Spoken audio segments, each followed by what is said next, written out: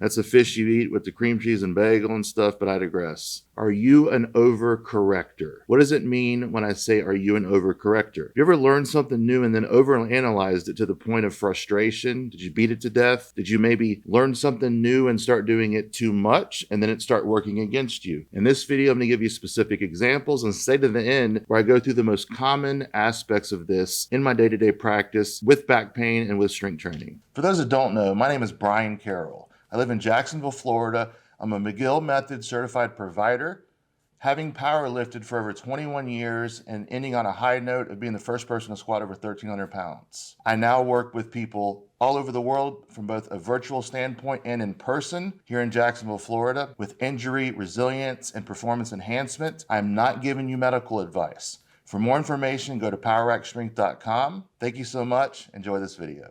Too much of a good thing isn't always beneficial. For instance, salt can enhance a dish, but excessive salt can actually ruin it. If you like sardines, salmon, and lox, and that crap they eat on a bagel, then that's going to be preserved with salt. So a lot of salt at the right time can be a good thing as well. That's the fish you eat with the cream cheese and bagel and stuff, but I digress. This behavior of overcorrecting is typical with type A type personalities. What is a type A personality? Many of us type A's that we are go-getters, we're after it. You tell us to do 5, we'll do 10. We learn something new, we beat it to death, we obsess about it 24/7, and we think it applies to everything that we do. We become so fixated on the details that we ignore the bigger picture sometimes. We neglect our form, and then all of a sudden become so rigid that we move like robots every day, and this concerns back pain, or form on the squat, or the bench, or the deadlift. You gotta flow with it. You can't overcorrect when you're moving. You can't move like a robot. You discover something groundbreaking and it's exciting. Maybe this is a good opportunity to discuss the Dunning-Kruger effect. You learn a little and suddenly you become an expert. I went through this multiple times, first with lifting weights starting in 1994, then when I got serious about powerlifting in 1999, and again with back pain starting in 2013 when I met with Dr. McGill. I knew nothing about a subject and rapidly I knew a little bit more than I did, and then I thought I was some kind of subject matter on weightlifting in middle and high school, on powerlifting starting in high school and after high school. And then when I met McGill in 2013, I knew just a little bit more about back pain, or a lot more than I did, which is still very little. And then all of a sudden I'm the expert. I'm the authority on back pain when really I hardly knew anything.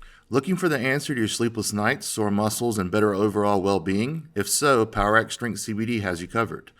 All of our products are made of CBD isolate and have 0% THC. Meaning there are no worries of failing a drug test or the worry of feeling high. With PowerAct Strength CBD, we offer a wide range of products and payment options to ensure you have the option that best fits your needs. Don't just take it from me. All of our reviews and client testimonials on our site speak for themselves. You can even get 20% off your order by using code YT1306 at checkout. Go to poweractstrengthcbd.com to order now so you can get back to sleeping, recovering, lifting, feeling, and being better. The problem is sometimes overdoing something can be extremely counterproductive. It can make things worse. It can actually make it worse than not doing that thing at all. So sometimes we learn something, even though when it's done in the right amount, it can be very helpful. But when you overdo it, it works against you so much, you're better off not doing that thing at all. And I'm going to give you examples in this video of how this works daily. For example, addressing back pain and lifting, it's important to brace. Use the abdominal brace. Use it correctly and appropriately. Often use the dimmer switch as an analogy. A little bit of light in the room would be like a 1 or 2 on the dimmer switch. But if you wanted all the light in the room, you turn it all the way up. The switch would be all the way up to a 10 out of 10. Light is fully filling the room. It's at its capacity. I learned this from Dr. McGill. You need to adjust your brace depending on the demands of what you're doing. Whether it's for daily movement, picking your baby up out of the crib, or you're trying to do your first 500-pound deadlift. Obviously, you're going to brace harder for the 500-pound deadlift than you would picking your baby up out of the crib. As discussed in previous videos, we don't just brace with our abdominals or draw in our belly button. Instead, we want to create more distance between the belly and the spine rather than less. We engage the internal and external obliques and push them out laterally, which helps stiffen the core as a whole. An example, the spinal extensor muscles, the spinalis, iliocostalis, and longissimus muscles, the spinal extensor muscles. Further, with bracing, we incorporate the lats, which run from about the humerus, the head of the humerus, down to the hip, and the pecs into an anti-shrug. Pecs down, anti-shrug. Into a post, like an arm wrestler does when they're locking down and stiffening up before going into an arm wrestling battle. It's called an anti-shrug. It's the lifter's wedge. We talk about this a lot. For those experiencing back pain, over-stiffening the abdominals can make daily movement more painful, even if you've learned that stiffening can be good for your particular type of back pain. Essentially, you might be overcompensating, leading to more symptoms or even additional damage through compression, slowly crushing that section of the spine that's damaged, over-stiffening the muscles, making them cramp, making them fatigue, making them inflame, further cascading the damage of back pain. For example, when performing deadlifts, it's crucial to adjust your brace or lifter's wedge according to the weight on the bar. You don't automatically brace a 10 out of 10 intensity for 135 on the bar unless that's your max. You only go for about 10%. If that's 10% of your max or so, you brace about 10 or 15%. Again, it's going to depend on where you are in your training, how your core is, and how much back pain you're dealing with, or if back pain is even a factor for yourself. Only brace as needed depending on the task.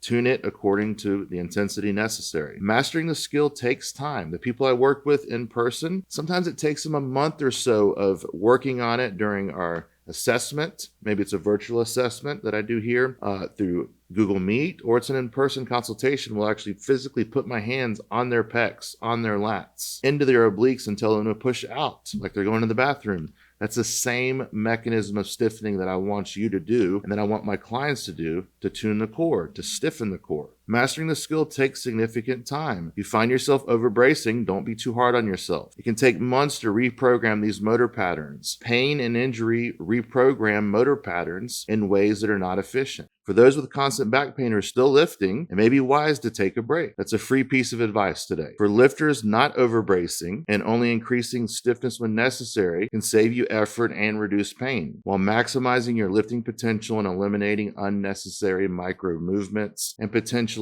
injury mechanisms.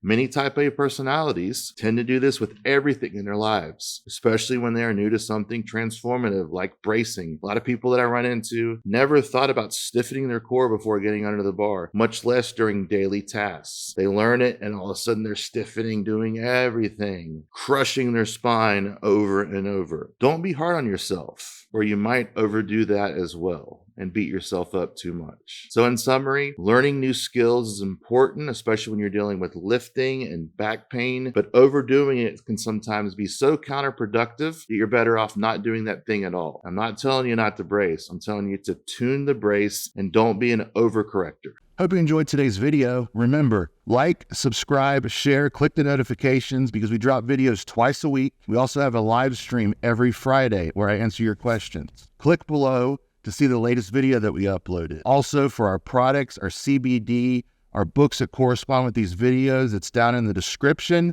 For more information about all things Brian Carroll and Power Rack Strength, go to powerrackstrength.com. You can book a consult both virtually and in person with me. Enjoy your week, and thank you so much.